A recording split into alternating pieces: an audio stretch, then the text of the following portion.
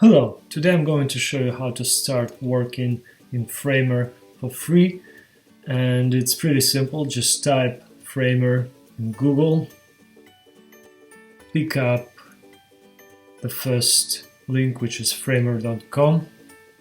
Just make sure you're logged into a Google account, and all you have to do is just click on this launch button. And here you go, as easy as that.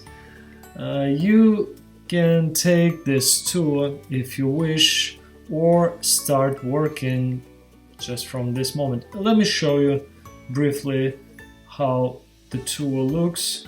Just a couple of seconds. There is a button underneath. If you click, it opens a video from YouTube. It's around 6 minutes, 6.19. I would recommend you to watch it. What's great about Framer is that you don't have to code. You can just create a website from scratch and publish it. These guys have a lot of preset materials which you can use and create a stunning website. Good luck!